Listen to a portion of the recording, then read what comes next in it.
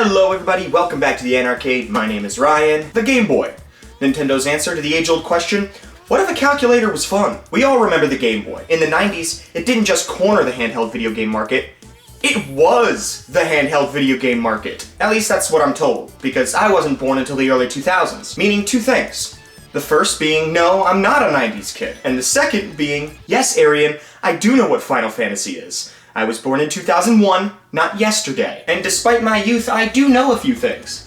For instance, did you know that the queen bee can produce up to 2,000 eggs per day? Given that 10,000 bees is roughly equivalent to 2 pounds, it would take the queen 5 days to produce 1 kilogram of bees. Bee simulator, bitch. Another thing I know is that while Crest Pro Health is good for you, you could still do better. Why? Because it's not advanced. The same logic can be tied to the Nintendo Game Boy. While the original revolutionized the handheld video game market, it didn't have an e-reader. To understand my love for this system, I'm gonna have to take you back to when I was a kid. To when life was simple. To when my parents were still married and told me they loved me. Back then I had only 2 gaming systems. My dad's PlayStation 1 and my own Game Boy Advance SP. For like the first 7 years of my life, this was it. I had no idea any other consoles even existed. Luckily, my dad had a keen understanding of the PlayStation 1's library and got me games like Crash Bandicoot, Spyro the Dragon, and Pac-Man World. All solid titles that I still play to this day. But when it came to navigating the extensive library of the Game Boy Advance, I was largely left on my own. So naturally, I made some questionable choices. I had a lot of licensed games, mostly Disney. The ones I remember were Peter Pan, Lilo and Stitch, Treasure Planet, March of the Penguins, and Finding Nemo. These were not good, and I rarely played them. Although in the cavalcade of shitty licensed games were a few hidden gems. Harry Potter and the Prisoner of Azkaban is a very fun beginner's RPG, and Teen Titans 2 is an equally entertaining action game. These were the exceptions though. For the most part, I looked at my Game Boy as a secondary option. If I couldn't play the PlayStation, this'll do. That is until the fateful day of so long ago I can't remember. My dad and I were at a garage sale. I was getting tired, so I stayed in the car to play Ice Age on my Game Boy. After about 5 minutes, my dad opens the car door and says the words all kids long to hear. Do you want a new Game Boy game? I don't think either of us quite understood what he was asking. Looking back, what he was asking was, do you want to be a virgin forever?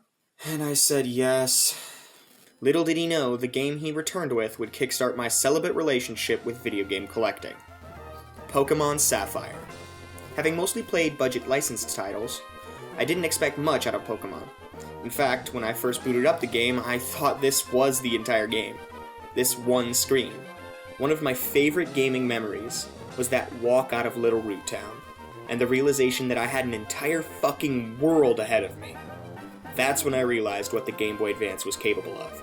And that's when it became my favorite video game system of all time. Over the years I continued to play my Game Boy, and as I acquired more quality titles, my siblings grew out of theirs, passing them down to me where they'd be hoarded like Dragon's Gold until my freshman year of high school, when I launched the Great Game Boy Purge.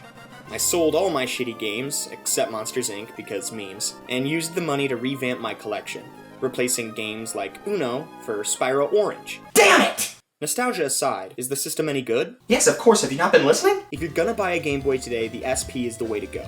On top of being fairly inexpensive, look, I have 3, and I make sandwiches for a living.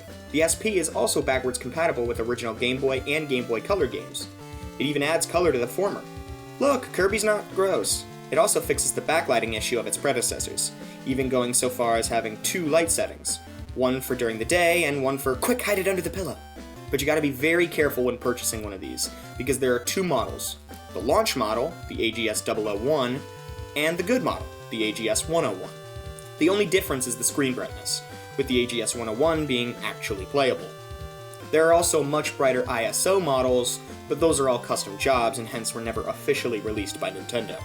The actual hardware of the GBA was basically a portable Super Nintendo, and like such had a bunch of enhanced Super Nintendo ports, like Link to the Past and Super Mario World, as well as a few 32-bit remakes of old NES games, like Metroid Zero Mission being a remake of Metroid, and Kirby's Nightmare in Dreamland being a remake of Kirby's Dream Land. There are so many ports on this system. Everything from Donkey Kong Country to Excitebike got ported onto this sucker. But as for GBA exclusives, you've got F-Zero Maximum Velocity, a launch title for the Advance meant to show off the system's 3D capabilities. It's a fine game, though severely lacking in content. If you want a good racing game to take on the go, I strongly suggest F-Zero GP Legend. Released to coincide with the first season of the anime of the same name, GP Legend is just an all-around better F-Zero. Featuring a roster of 20-plus characters, a plethora of different game modes including time trials, Grand Prix, zero tests, training, and even a fully fledged story mode. As for action games, you've got The Legend of Zelda The Minish Cap, Metroid Fusion, and I'm not paying for that. There were puzzle games, arcade games, platformers, first-person shooters, but the GBA was best known as an RPG machine, featuring titles like Fire Emblem, a hard-as-nails strategy RPG that makes you ask, which one is Marth? And its sequels, Sacred Stones, a hard-as-nails strategy RPG that makes you ask, which one is Marth? Golden Sun? I've never played this one. Final Fantasy Tactics? I've never played this one. Advanced Wars? I've never played this one. And a metric fuck ton of Pokemon games. Oddly enough, Mario never got an original platformer for the system. Instead, Nintendo enhanced older titles and released them under the Super Mario Advanced line. There were also a bunch of peripherals, like the aforementioned e-reader. Released by HAL Laboratories, the Nintendo e-reader was a small tumor you'd insert into the Game Boy's cartridge slot that would allow you to access all sorts of games and extra content via e-cards. I'm not opening mine. Sorry. While it remains pretty obscure in the West, it really kicked off in Japan, even getting Japan-exclusive e-reader games. Of course, you had the link cable and wireless adapter, which allowed you to connect multiple GBAs for various multiplayer functions. And if you had the DIM AGS 001, there was a variety of front-lighting options. Then there was the Gameboy Player, which I personally don't have, but really want. It was basically a little contraption you'd connect to the GameCube that would allow you to play all your Game Boy Advance games on your TV. That's right, now you can play your portable SNES in the comfort of your own home. Wait. Well, that's the Game Boy Advance for you. A small yet powerful system that would pave the way for the DS, DSi, and eventually the 3DS.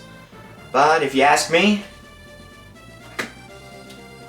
this is as good as it gets. Thank you all for watching. If you're not subscribed, fucking subscribe.